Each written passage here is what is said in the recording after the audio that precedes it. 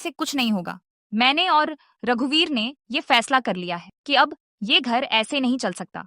अब हमें एक दूसरे से अलग होना ही पड़ेगा। ये सुनते ही जैसे समय बिल्कुल ही रुक जाता है। ये आप क्या कह रही हैं? ये घर कोई जमीन का टुकड़ा नहीं है जिसे आप जब चाहे बांट दें। ये हमारा परिवार है, हमारी जड़ें हैं। क्या आप अपने घमंड में इतनी अंधी हो गई हैं कि आपको माँ बाबा का दर्द भी नहीं दिख रहा है?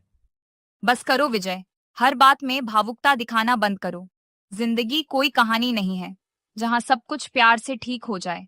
हकीकत ये है कि हर किसी को अपने हिसाब से जीने का हक है, और मैं अब इस घर में ऐसे नहीं रह सकती जहां हर वक्त मुझे गलत ठहराया जाए। आपको कोई गलत नहीं ठहरा रहा, बल्कि उल्टा आप ही सबको गलत समझ रही हो।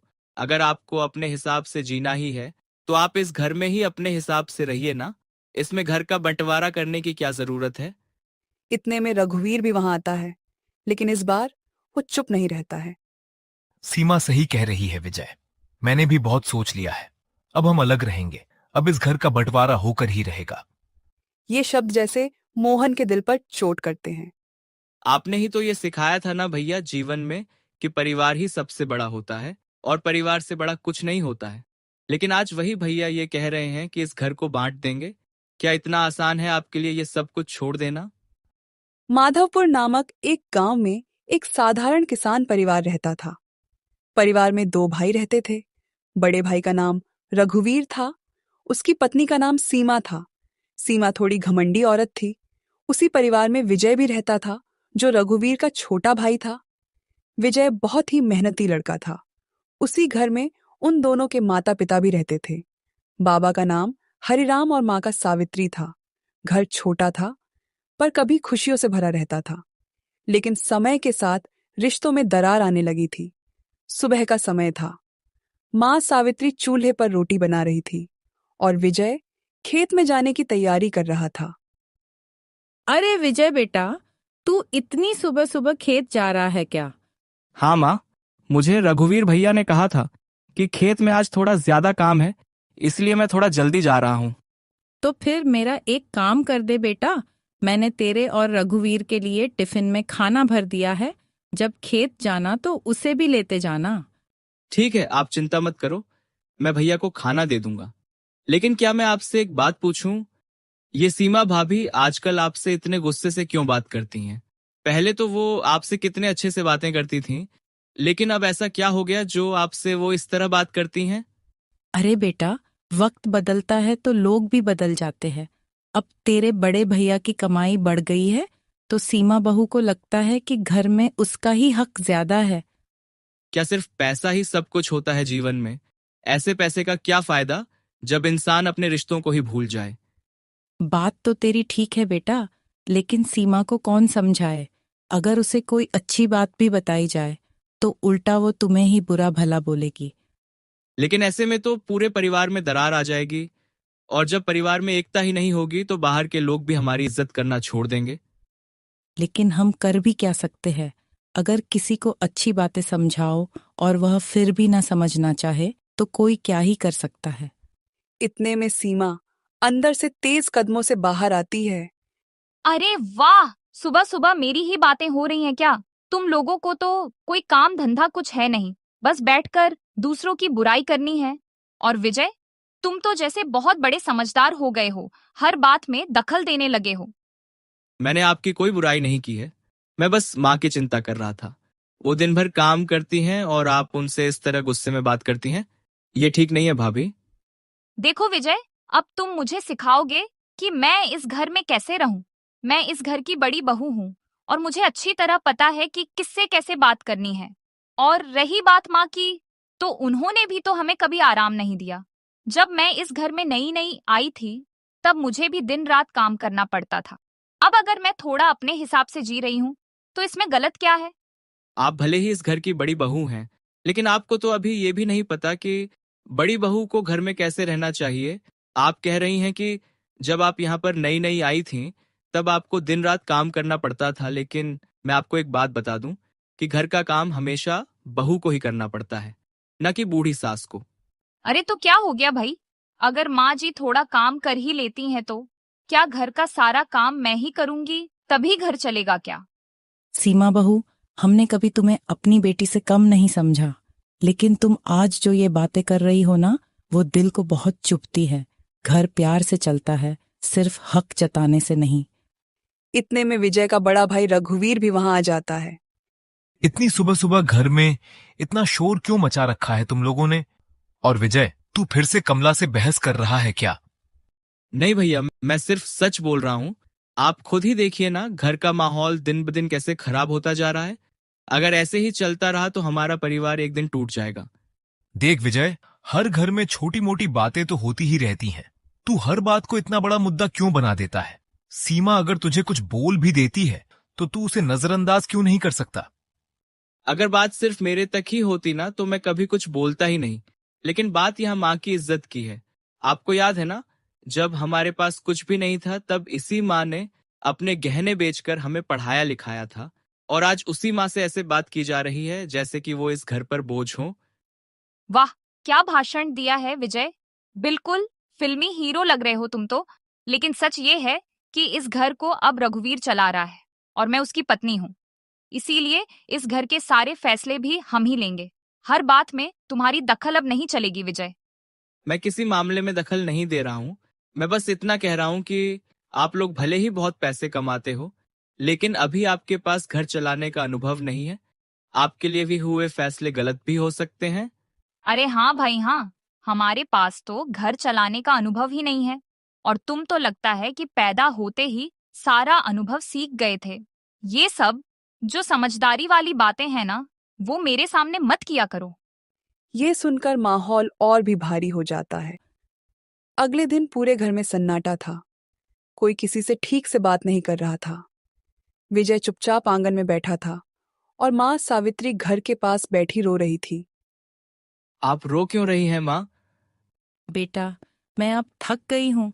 ये रोज रोज का झगड़ा, ये ताने और ये बंटवारे की बातें, मैंने कभी सोचा भी नहीं था कि मेरा घर ही एक दिन मुझे पराया लगने लगेगा। जिस आंगन में तुम दोनों भाई खेलते थे, आज वही आंगन बांटने की बात हो रही है। इतने में सीमा फिर से वहां आती है, लेकिन इस बार उसके चेहरे पर कुछ अलग ही सख्ती थी। माँ जी, अब ये आंसू बहाने से कुछ नहीं होगा। मैंने और रघुवीर ने ये फैसला कर लिया है कि अब ये घर ऐसे नहीं चल सकता। अब हमें एक दूसरे से अलग होना ही पड़ेगा। ये सुनते ही जैसे समय बिल्कुल ही रुक जाता है। ये आप क्या कह रही हैं? ये घर कोई जमीन का टुकड़ा नहीं है जिसे आप जब चाहे बांट दें। ये हमारा परिवार है, हमारी जड़ें हैं। क्या आप अपने घमंड में इतनी अंधी हो गई हैं कि आपको माँ बाबा का दर्द भी नहीं दिख रहा है? बस करो विजय, हर बात में भावुकता दिखाना बंद करो। जिंदगी कोई कहानी नहीं है जहां सब कुछ प्यार से ठीक हो जाए। हकीकत ये है कि हर किसी को अपने हिसाब से जीने का हक है। और मैं अब इस घर में ऐसे नहीं रह सकती जहां हर वक्त मुझे गलत ठहराया जाए। आपको कोई गलत नहीं ठहरा रहा, बल्कि उल्टा आप ही सबको गलत समझ रही हो। अगर आपको अपने हिसाब से जीना ही है तो आप इस घर में ही अपने हिसाब से रहिए ना। इसमें घर का बंटवारा करने की क्या जरूरत है? इतने में रघुवीर भी वहां आता है, लेकिन इस बार वो चुप नहीं रहता है। सीमा सही कह रही है विजय। मैंने भी बहुत सोच लिया है। अब हम अलग रहेंगे। अब इस घर का बंटवारा होकर ही रहेगा। ये शब्द जैसे मोहन के दिल पर चोट करते हैं। आपने ही तो ये सिखाया था ना भैया जीवन में, कि परिवार ही सबसे बड़ा होता है और परिवार से बड़ा कुछ नहीं होता है। लेकिन आज वही भैया ये कह रहे हैं कि इस घर को बांट देंगे। क्या इतना आसान है आपके लिए ये सब कुछ छोड़ देना? आसान तो नहीं है, लेकिन ये जरूरी है, क्योंकि हर रोज का झगड़ा और ये तनाव मैं अब और नहीं सह सकता। अगर एक दूसरे से अलग होने से सब खुश रहेंगे तो यही सही है ना? माँ सावित्री ये सब सुनकर बेहोश होकर जमीन पर गिर जाती है। सब घबरा जाते हैं। विजय तुरंत माँ को संभालता है। गांव के डॉक्टर को बुलाया जाता है। सावित्री की तबीयत देखने के बाद गांव के डॉक्टर उनसे कहते हैं, इनकी हालत अभी ठीक नहीं है। बहुत ज्यादा तनाव और दुख ने इन्हें अंदर से कमजोर कर दिया है। अगर इन्हें शांति और खुशी नहीं मिली तो शायद इनकी हालत और बिगड़ सकती है। इनके लिए सबसे जरूरी यह है कि घर में सुकून हो, प्यार हो, नहीं तो परिणाम अच्छे नहीं होंगे। कि ये सुनकर रघुवीर के पैरों तले जमीन खिसक जाती है। रात को रघुवीर अकेला बैठा होता है। तभी बाबा हरिराम उसके पास आते हैं। बेटा रघुवीर, आज जो तू ये सब कर रहा है ना, उससे सिर्फ घर ही नहीं टूट रहा है, तू अपने ही खून के रिश्तों को भी तोड़ रहा है।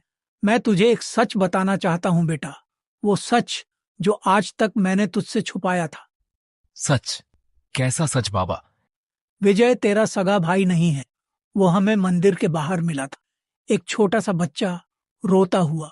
हमने उसे अपनाया, उसे अपने बेटे से ज्यादा प्यार दिया, लेकिन तूने कभी फर्क महसूस नहीं किया, क्योंकि हमने दोनों को बराबर रखा। ये सुनकर रघुवीर के होश उड़ जाते हैं। क्या? ये कैसे हो सकता है? विजय मेरा भाई नहीं है, लेकिन उसने तो हमेशा मुझसे ज्यादा इस घर का ख्याल रखा। अगर तू बंटवारे की बात ना करता तो शायद मैं ये बात तुझे कभी नहीं बताता, लेकिन तूने मुझे सच्चाई बताने पर मजबूर कर दिया। लेकिन क्या विजय को ये सब बात पता है? अगर उसे ये बात पता चल गया तो क्या वो ये सदमा बर्दाश्त कर पाएगा? नहीं बेटा, मैंने अभी तक ये बात तुम्हारे अलावा किसी को भी नहीं बताया है। और वैसे भी रिश्ता दिल से जुड़ता है, जरूरी नहीं कि सिर्फ खून का रिश्ता ही पक्का होता है। विजय रघुवीर का सगा भाई नहीं था, लेकिन उस सच ने रघुवीर के अंदर एक तूफान खड़ा कर दिया था। उसकी आंखों से नींद गायब थी। अगले दिन रघुवीर आंगन में अकेला बैठा था।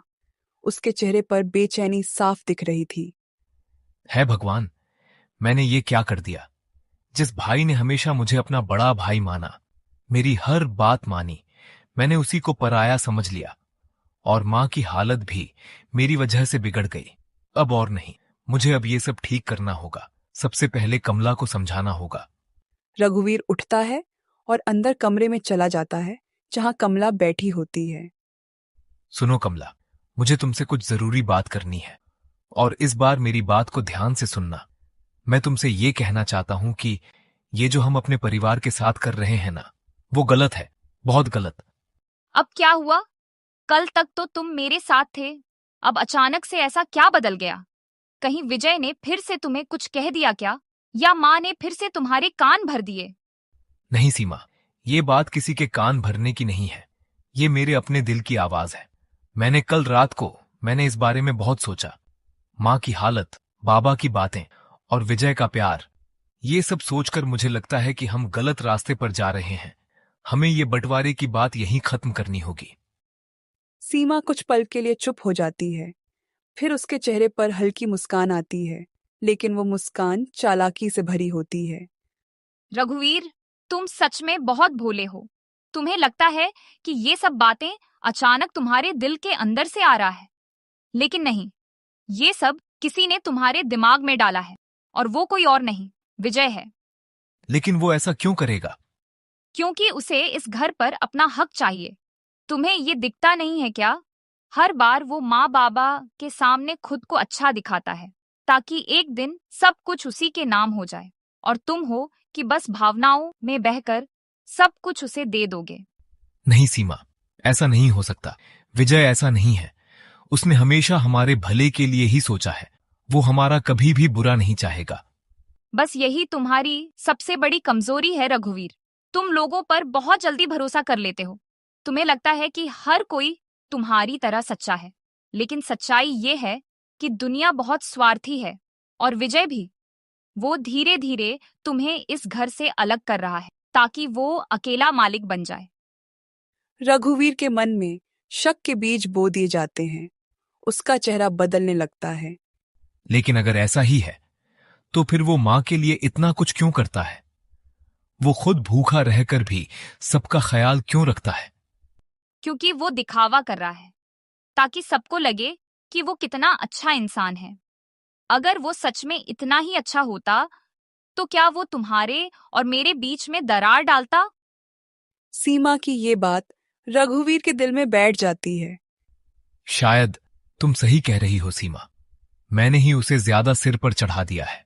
अब वक्त आ गया है कि मैं सारी सच्चाई को समझूं। सीमा रघुवीर को अपनी बातों की जाल में फंसा लेती है। सीमा के शब्द अब रघुवीर के दिल में जहर की तरह फैल चुके थे। जहां पहले प्यार था, वहां अब शक ने जगह ले ली थी। और आज पहली बार रघुवीर का बदला हुआ रूप सबके सामने आने वाला था। उधर विजय आंगन में बैठा था। उसे नहीं पता था कि अंदर क्या चल रहा है। हे भगवान, बस मेरे घर और परिवार को बचा लो। मेरे रघुवीर भैया को सही रास्ता दिखा दो। मैं आपसे और कुछ नहीं चाहता। बस मेरा ये परिवार हमेशा एक साथ मिलजुल कर रहे। इससे ज्यादा मुझे कुछ नहीं चाहिए आपसे। लेकिन उसे क्या पता, जिस भाई को वो बचाना चाहता है वो धीरे धीरे उससे दूर होता जा रहा है। अगले दिन सुबह का समय था। विजय हमेशा की तरह जल्दी उठकर घर के काम में लगा हुआ था और उसकी माँ चुपचाप एक कोने में बैठी थी। लेकिन आज रघुवीर का चेहरा पहले से अलग था, सख्त, ठंडा और अनजान। अरे रघुवीर भैया, आज खेत में पानी कम है और इसी समय फसल को पानी की बहुत अधिक जरूरत है। इसलिए मैं सोच रहा हूं कि अगर हम दोनों साथ में चलें तो शायद ये काम जल्दी हो जाए। रघुवीर विजय की तरफ गुस्से से देखता है। उसे सीमा की बात याद आ जाती है। तू अपना काम खुद कर ले विजय। मुझे तेरे साथ काम करने की कोई जरूरत नहीं है। और हाँ, अब से तू हर बात में मेरे पास आने की आदत भी छोड़ दे। हर चीज में साथ देने का नाटक अब बंद कर। ये सुनते ही विजय जैसे सुन्न रह जाता है। ये आप क्या कह रहे हैं भैया? मैंने आपके साथ कब नाटक किया? मैं तो हमेशा से ही आपके साथ खड़ा रहा हूं, आपकी हर खुशी, हर परेशानी में। फिर आज अचानक मैं आपके लिए बोझ कैसे बन गया? बस कर विजय, अब बहुत हो गया तेरा ये भोलेपन का नाटक। मुझे अब सब समझ में आने लगा है। तू धीरे धीरे इस घर में सबका भरोसा जीतकर अपनी जगह बना रहा था, ताकि एक दिन सब कुछ अपने नाम कर सके। ये आप क्या कह रहे हैं? मैं ऐसा कभी सोच भी नहीं सकता कि आप लोगों को धोखा देकर मैं कुछ हासिल कर लूं। मुझे ये घर और ये जमीन जायदाद नहीं चाहिए। मुझे बस मेरा परिवार चाहिए। जब परिवार ही नहीं रहेगा तो ये सारा धन मेरे किस काम का? तू फिर से मीठी मीठी बातें करने लगा। तू बस इतना समझ ले विजय कि अब हम तेरे बातों में नहीं आने वाले हैं। ये सुनकर उनकी माँ सावित्री भी चौंक जाती हैं। रघुवीर, ये तू क्या कह रहा है? विजय ने इस घर के लिए अपनी जान तक लगा दी और तू उसी पर ऐसे ऐसे इल्जाम लगा रहा है। माँ जी, अब सच कड़वा लगता है तो हम क्या करें? आपने ही तो विजय को इतना सिर पर चढ़ाया है। अब जब सच्चाई सामने आ रही है तो आपको बहुत बुरा लग रहा है। विजय अब खुद को रोक नहीं पाता है। बस सीमा भाभी, बस अब बहुत हो गया। आप जितना मुझे गलत समझना चाहती हैं समझिए, लेकिन मैं जानता हूं कि मैंने कभी इस घर के खिलाफ कुछ नहीं सोचा। मैंने तो हमेशा आपको भी अपनी बहन जैसा माना, लेकिन आज आप मुझे इस घर से निकालने पर तुली हैं। घर से निकालने की बात सही कही तूने, क्योंकि अब मैं भी यही चाहता हूं। आज के बाद तू इस घर में नहीं रहेगा विजय। मैं नहीं चाहता कि तू हमारे बीच और जहर घोले। ये सुनकर पूरा घर हिल जाता है। नहीं रघुवीर, ऐसा मत कर बेटा। अगर विजय इस घर से गया तो मैं भी उसके साथ चली जाऊंगी। अगर आप भी उसके साथ जाना चाहती हैं तो मैं आपको भी नहीं रोकूंगा, लेकिन मेरा फैसला अब नहीं बदलेगा। हमें जितना एक दूसरे के साथ रहना था हम रह चुके। अब ये घर अलग अलग रास्तों पर चलेगा। तो ठीक है भैया, अगर आपको लगता है कि मेरे जाने से ही इस घर में शांति आएगी तो फिर मैं अभी चला जाऊंगा। लेकिन एक बात याद रखिएगा, मैं इस घर से दूर जा रहा हूं, लेकिन मैं आपके दिल से कभी दूर नहीं हो सकता। चाहे आप मुझे अपना माने या ना माने, लेकिन आप हमेशा मेरे दिल में रहेंगे। ये शब्द माँ के दिल को तोड़ देते हैं। विजय अपनी छोटी सी गठरी उठाता है और उसकी माँ उसे रोकने की कोशिश करती है। ठीक है माँ, मैं चलता हूँ। अगर मैं यहाँ रुका तो ये घर पूरी तरह टूट जाएगा। शायद मेरे जाने से ही सब ठीक हो जाए। आप अपना ध्यान रखना। मैं जल्दी वापस आऊंगा जब सब ठीक हो जाएगा। विजय घर छोड़कर चला जाता है। माँ वहीं रोती रहती है। रघुवीर खड़ा रहता है, लेकिन उसकी आंखों में भी आंसू हैं और सीमा चुपचाप ये सब देखती रहती है। गांव की पगडंडी पर चलते हुए हर मोड़ विजय को अपने घर की याद दिला रहा था। गांव से थोड़ा दूर एक पुरानी सी झोपड़ी थी। कभी वो एक बुजुर्ग किसान की थी जो अब इस दुनिया में नहीं था। विजय ने वही झोपड़ी साफ की और वहीं रहने का फैसला किया। मुझे लगता है कि ये घर मेरे रहने के लिए सही है। अब ना ही किसी से कोई झगड़ा होगा और ना ही कोई मुझे ताना देगा। लेकिन क्या यहाँ सच में सुकून मिलेगा? मैंने जो किया क्या वो सही था? अगले कुछ दिन विजय ने खुद को काम में झोंक दिया। दिन भर खेत में काम करता और फिर उसी झोपड़ी में लौटता। लेकिन हर दिन उसकी खामोशी उससे सवाल करती। मैंने कभी किसी का बुरा नहीं चाहा, फिर मेरे साथ ही ऐसा क्यों हुआ? क्या मेरा प्यार कम था या मेरी जगह ही उस घर में नहीं थी? क्या मैं सच में पराया हूँ? आंखों से आंसू बहते रहते हैं, लेकिन अब उसे पहुंचने वाला कोई नहीं था। उधर गांव की चौपाल पर कुछ गांव के लोग इकट्ठा होकर इसी बात पर चर्चा कर रहे थे। अरे भाई, ये तो बहुत गलत हुआ विजय के साथ। उसके जैसा सीधा साधा लड़का तो मैंने पूरे गांव में नहीं देखा। वो दिन रात अपने परिवार के लिए मेहनत करता था और आज उसी को घर से निकाल दिया गया। ये तो बहुत बड़ा अन्याय है। देखो काका, हर बात इतनी सीधी भी नहीं होती है। उनके घर के अंदर क्या चल रहा था ये तो वही लोग जानते हैं। कभी कभी जो बाहर से अच्छा दिखता है अंदर से वैसा नहीं होता है, और वैसे भी बिना कुछ जाने हम कुछ कह नहीं सकते। नहीं श्यामलाल, मैं ये बात नहीं मानती। मैंने अपनी आंखों से देखा है। वो अपनी माँ की इतनी सेवा करता था जितना कि उसका सगा बेटा रघुवीर भी नहीं करता था। और उसकी बहू सीमा, उसके चेहरे पर तो हमेशा घमंड ही दिखता रहता था। मुझे तो सीमा पर ही शक है। पक्का उसी ने ये सब किया होगा। चौपाल में बातें बढ़ती जाती हैं। हर कोई अपनी राय दे रहा है, लेकिन सच क्या है ये कोई भी नहीं जानता। उधर घर में जहां पहले हंसी गूंजती थी, वहां अब सन्नाटा छाया हुआ था। माँ सावित्री चुपचाप दरवाजे की तरफ देखती रहती थी, जैसे हर पल इंतजार हो कि विजय वापस आ जाएगा। पता नहीं कहाँ चला गया मेरा बच्चा। कैसे रहता होगा अकेला, खाना खाता भी होगा या नहीं। हे भगवान, उसे सुरक्षित रखना। रघुवीर ये सब दूर से सुनता है। उसका दिल भी अंदर से दुखी होता है, लेकिन कमला के शब्द अभी भी उसके दिमाग में गूंज रहे थे। कमला अब और ज्यादा खुलकर अपने रंग दिखाने लगी थी। आपने देखा ना कि घर में अब कितना सुकून है। ना कोई बहस और ना कोई दखल। मैं तो पहले से ही कहती थी कि विजय इस घर के लिए सही नहीं था। अब उसके जाने के बाद अब हम आराम से अपने हिसाब से जिंदगी जी सकते हैं। हाँ सीमा, सुकून तो है, लेकिन कुछ कमी भी लग रही है। अब माँ भी पहले जैसी नहीं रही, और मुझे नहीं पता क्यों, लेकिन मेरा मन बार बार विजय की तरफ चला जाता है। बस यही तो मैं कहती हूँ। तुम अभी भी उसके असर में ही हो। वो अब इस घर से चला गया है। तुम अब तो उसे भूल जाओ, वरना ये जो थोड़ा बहुत सुकून है वो भी खत्म हो जाएगा। विजय अब अपनी नई जिंदगी में ढलने की कोशिश कर रहा था, लेकिन शायद किस्मत को कुछ और ही मंजूर था। आज उसकी जिंदगी में एक ऐसा मोड़ आने वाला था जो सब कुछ बदल देगा। दोपहर का समय था। विजय खेत में काम कर रहा था। अचानक उसे पास के खेत से किसी के चिल्लाने की आवाज सुनाई देती है। अरे बचाओ बचाओ, कोई है यहाँ? कोई मेरी आवाज सुन रहा है तो मेरी मदद करो। विजय बिना सोचे समझे उस तरफ दौड़ पड़ता है। भैया, ये देखिए ना, मेरे दादाजी यहाँ पर चलते चलते गिर गए और वो उठ नहीं रहे हैं। अब मैं क्या करूं? मुझे कुछ समझ में नहीं आ रहा है और कोई मेरी मदद भी नहीं कर रहा है। रो मत बेटा, मैं हूं ना। अब कुछ नहीं होगा तुम्हारे दादाजी को, तू बस थोड़ा हिम्मत रख। विजय बुजुर्ग को उठाता है और उन्हें अपनी झोपड़ी तक ले जाता है। कुछ देर बाद बुजुर्ग को होश आता है। उनका नाम था धर्मदास। बेटा, तू कौन है? अगर तू नहीं आता तो आज तो मेरी जान ही चली जाती।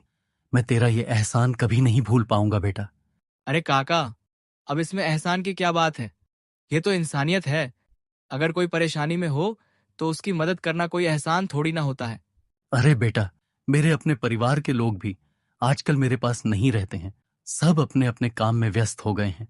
आज तूने मुझे बचाया ही नहीं, मुझे फिर से जीने की एक नई वजह दी है। शायद भगवान ने भी मुझे यहाँ इसीलिए भेजा है ताकि मैं किसी की मदद कर सकूं। अगर आप अकेले हैं तो आप मेरे साथ रह सकते हैं। मैं आपकी भी सेवा करूंगा, जैसे मैं अपने बाबा की किया करता था। उस दिन के बाद से विजय की जिंदगी बदलने लगती है। वो अब सिर्फ अपने दर्द में नहीं डूबा रहता था, बल्कि दूसरों के लिए जीने लगता है। तभी गांव में अचानक ये खबर फैल जाती है कि विजय ने एक बुजुर्ग की जान बचाई है। देखा, मैंने कहा था ना, विजय जैसा लड़का पूरे गांव में कोई नहीं है। आज उसने धर्मदास की जान बचाई है। ऐसा दिल तो भगवान हर किसी को नहीं देता। और उधर उसके अपने घर वालों ने उसे निकाल दिया। सोचो कितना बड़ा अन्याय हुआ है उसके साथ। कोई बात नहीं, भगवान सब देख रहा है। एक दिन सच्चाई सबके सामने जरूर आएगी। गांव में अब धीरे धीरे सच्चाई की हवा फैलने लगी थी। रघुवीर को भी ये बात पता चलता है। अरे सीमा, तुमने सुना क्या? विजय ने किसी बुजुर्ग व्यक्ति की जान बचाई है। मेरा विजय आज भी वैसा ही है। क्या मैं सच में गलत था? क्या मैंने एक सच्चे इंसान को समझने में गलती कर दी? तुम फिर से उसी के बारे में सोच रहे हो क्या? तुम अभी कुछ नहीं जानते। ये सब उसका दिखावा है ताकि वो गांव के लोगों के नजर में हीरो बन जाए। इसीलिए मैं कहती हूँ कि तुम तो कम से कम उसके जाल में मत फंसो। रघुवीर इस बार सीमा को कुछ नहीं बोलता, लेकिन उसके चेहरे पर साफ दिखता है कि उसके अंदर अब शक सीमा पर होने लगा है। समय बीत रहा था, लेकिन घर की हालत सुधरने के बजाय और बिगड़ती जा रही थी। विजय दूर था और मां सावित्री अब अंदर से पूरी तरह टूट चुकी थी। अगले दिन मां सावित्री खाट पर लेटी थी। सांसें तेज चल रही थी, चेहरे पर कमजोरी साफ साफ दिख रही थी। हे भगवान, अब मुझसे ये दर्द सहा नहीं जाता। मेरे दोनों बेटे मुझसे अलग हो गए हैं। एक दूर चला गया और दूसरा पास होकर भी मुझसे दूर हो गया है। क्या मैंने यही दिन देखने के लिए उन्हें पाला था? उनकी आंखों से आंसू बहते रहते हैं। रघुवीर ये सब देखता रहता है। उसका दिल अब और ज्यादा बेचैन हो चुका था। लगता है कि मां की हालत दिन ब दिन और खराब होती जा रही है। मैं अब और देर नहीं कर सकता। मुझे उन्हें शहर के डॉक्टर के पास लेकर जाना ही होगा। शायद वहां के इलाज से वो ठीक हो जाए। मैंने बहुत गलती कर दी, लेकिन अब मैं मां को कुछ नहीं होने दूंगा। वो तुरंत कमरे के अंदर जाता है जहां सीमा बैठी होती है। अरे सीमा, सुनती हो?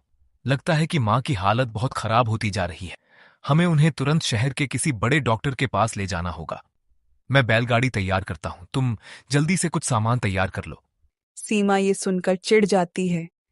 तुम पागल हो गए हो क्या रघुवीर? इतना खर्चा करोगे एक बूढ़ी औरत के इलाज के लिए जिसकी हालत वैसे भी अब ठीक नहीं हो सकती, और ऊपर से सारा काम धंधा छोड़कर शहर जाना तुम्हें जरा भी समझ नहीं है क्या? रघुवीर ये सुनकर स्तब्ध रह जाता है। सीमा, वो मेरी मां है, जिन्होंने हमें जन्म दिया, हमें बड़ा किया। आज अगर हम कुछ हैं तो सिर्फ उन्हीं की वजह से हैं। और तुम कह रही हो कि उनके इलाज पर खर्चा न करें। ये कैसी सोच है तुम्हारी? मैं इसीलिए ये तुम्हें कह रही हूँ क्योंकि मुझे घर की जिम्मेदारी पता है। तुम हो कि भावनाओं में बहकर फैसले ले लेते हो और फिर बाद में पछताते हो। अगर इतना ही दर्द है तो जाओ और बुला लो अपने प्यारे भाई विजय को, वही आकर संभाले अपनी माँ को। ये शब्द रघुवीर के दिल को चीर देते हैं। सीमा, आज तुमने जो ये बात कहा है ना, उसने मुझे अंदर से तोड़ दिया है। तुम सही कहती हो। अगर आज विजय यहां होता तो शायद मुझे ये दिन नहीं देखना पड़ता। वो मां को अपने कंधे पर उठाकर भी डॉक्टर के पास ले जाता। रघुवीर की आंखों से आंसू बहने लगते हैं। उसे हर पल विजय की याद आने लगती है। हे भगवान, अब और कितना परीक्षा लोगे मेरी? अब तो अपनी सांसें भी भारी लगने लगी है। पता नहीं मेरा विजय कब आएगा। नहीं, अब बहुत हो गया। मैं अपनी मां को ऐसे नहीं छोड़ सकता। चाहे सीमा माने या ना माने, मैं मां को डॉक्टर के पास ले जाऊंगा, और अगर जरूरत पड़ी तो मैं विजय को भी वापस लाऊंगा। सीमा दूर खड़ी ये सब सुन रही होती है, लेकिन उसके चेहरे पर अब भी कोई पछतावा नहीं होता है। रघुवीर अपने भाई विजय को खोजने के लिए घर से निकलता है।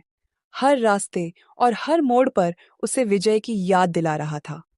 उसने ठान लिया था कि आज वो अपने भाई को ढूंढकर ही रहेगा, चाहे उसे पूरे गांव की खाक क्यों न छाननी पड़े।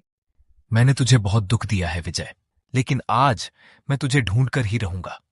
रघुवीर सबसे पहले गांव के चौपाल पर पहुंचता है। अरे रामू काका, आपने विजय को कहीं देखा है क्या? क्या आपको पता है कि वो कहाँ रहता है आजकल? मुझे उससे मिलना है। तुझे अब याद आई है अपने भाई की?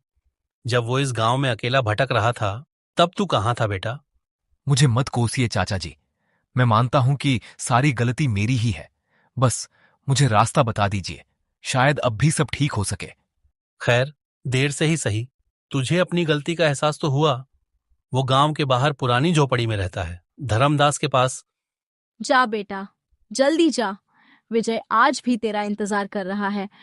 रिश्ते दिल से कभी नहीं टूटते हैं, बस वक्त उन्हें थोड़ा सा कमजोर कर देता है। ये सुनते ही शर्म से रघुवीर की आंखें झुक जाती हैं। रघुवीर बिना देर के चल पड़ता है। पुरानी झोपड़ी के बाहर विजय लकड़ी काट रहा होता है। अचानक उसे किसी के कदमों की आहट सुनाई देती है, लेकिन जब वो मुड़ता है तो सामने रघुवीर को खड़ा देखकर उसके होश उड़ जाते हैं। अरे रघुवीर भैया, आप यहाँ कैसे? घर में सब ठीक तो है ना? रघुवीर की आंखों में आंसू भर आते हैं। मुझे माफ कर दे मेरे भाई, मैंने तुझ पर कितना शक किया। मैंने तुझे घर से निकाल दिया, मैंने अपने ही भाई को पराया बना दिया। लेकिन आज समझ आया कि तू ही इस घर की असली ताकत था। माँ तुझे बहुत याद कर रही है विजय, उनकी हालत बहुत खराब है। रघुवीर भैया, आपने मुझे जो दर्द दिया है वो मैं कभी भूल नहीं सकता हूँ, लेकिन माँ के लिए मैं अपनी हर तकलीफ को भूल सकता हूँ। बस आप सच सच बताइए, क्या माँ सच में ठीक नहीं है? नहीं विजय, माँ की तबीयत बिल्कुल भी ठीक नहीं है। वो हर पल बस तेरा ही नाम ले रही हैं। अगर तू वहां नहीं गया शायद मैं कहीं उन्हें खो ना दूं। बस भैया, अब और इसके आगे कुछ मत कहिए। चलिए हम दोनों अभी और इसी वक्त घर चलते हैं। माँ को हमारी बहुत जरूरत है और इस बार मैं उन्हें अकेला नहीं छोड़ूंगा। विजय बिना एक पल सोचे फैसला कर लेता है।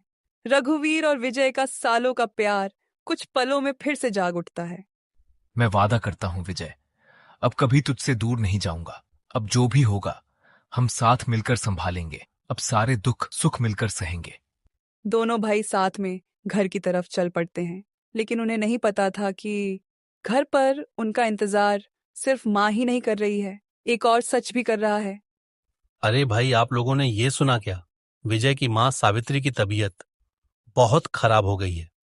मैंने भी ये बात सुनी है, और मैंने तो ये भी सुना है कि इसके पीछे सावित्री की बहू सीमा का हाथ है।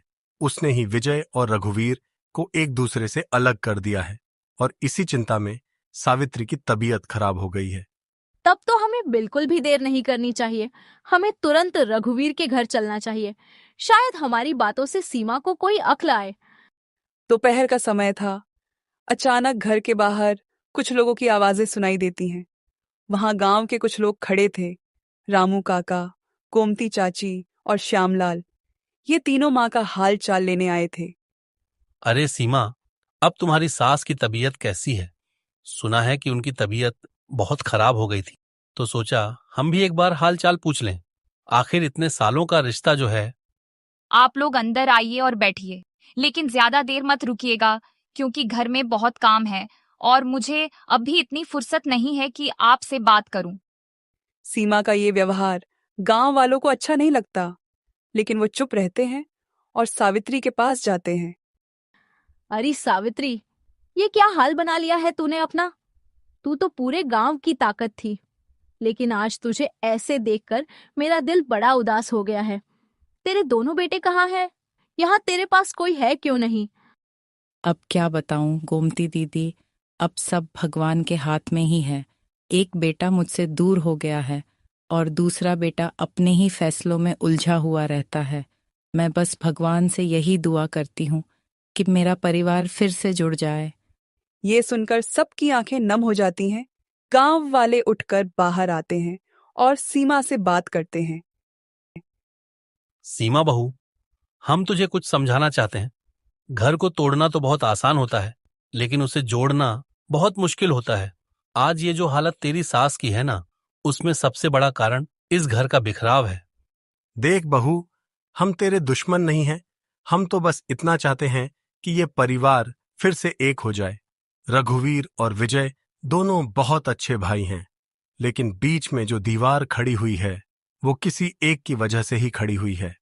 सीमा ये समझ जाती है कि इशारा उसी की तरफ